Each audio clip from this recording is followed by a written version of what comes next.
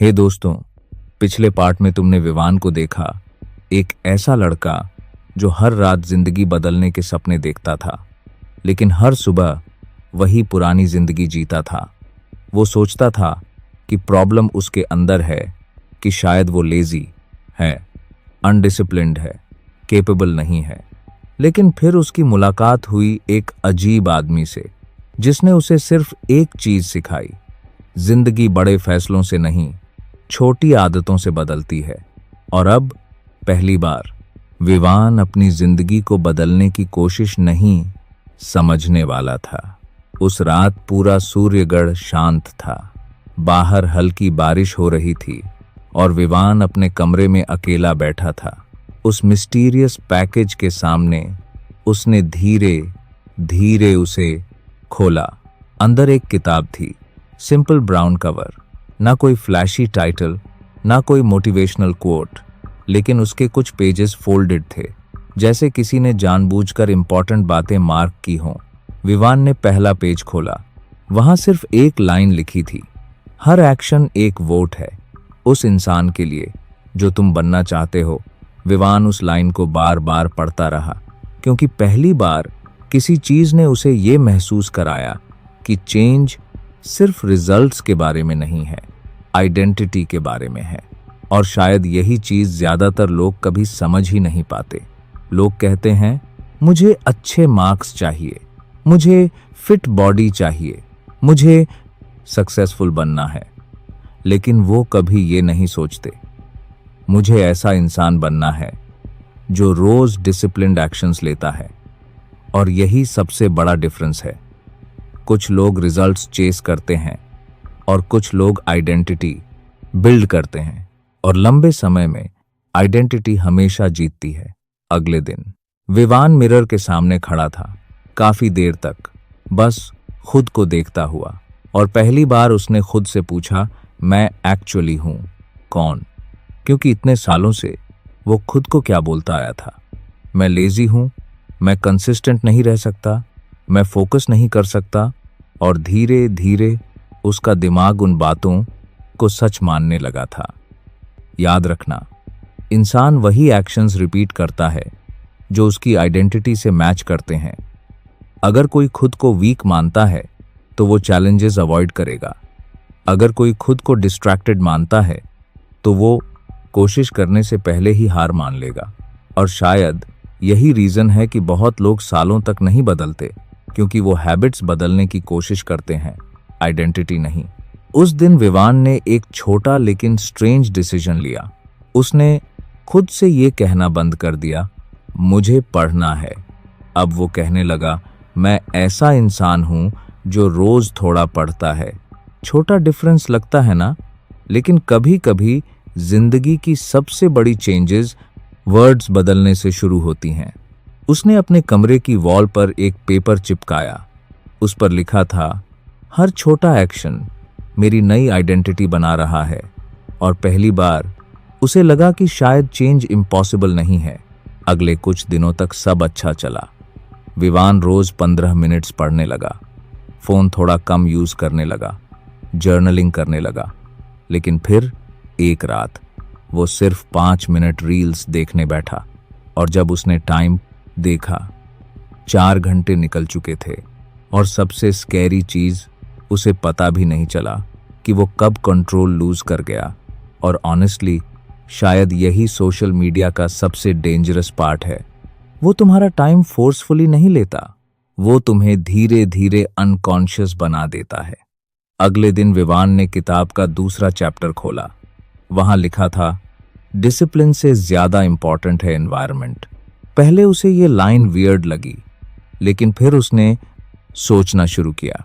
जब भी वो पढ़ने बैठता था, उसका फोन टेबल पर होता था, नोटिफिकेशंस बार बार आती थीं, रूम मेसी रहता था, और उसका ब्रेन हर सेकंड डिस्ट्रैक्शन देख रहा था।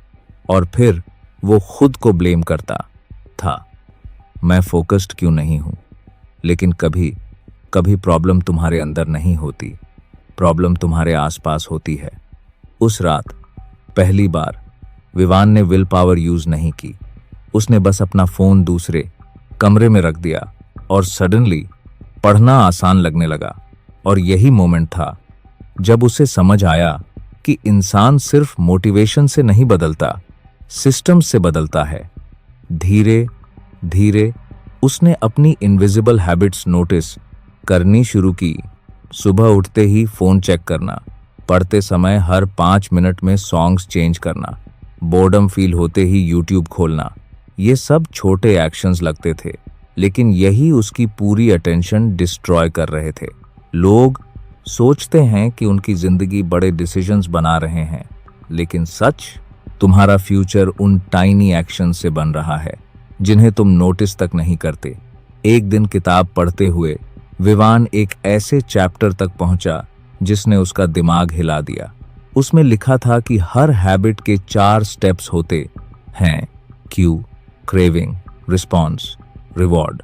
फोन वाइब्रेट हुआ, क्यू, क्यूरियोसिटी हुई, क्रेविंग, फोन उठाया, रिस्पॉन्स, डोपामीन मिला, रिवॉर्ड, और दिमाग ने सीख लिया ये रिपीट करना है।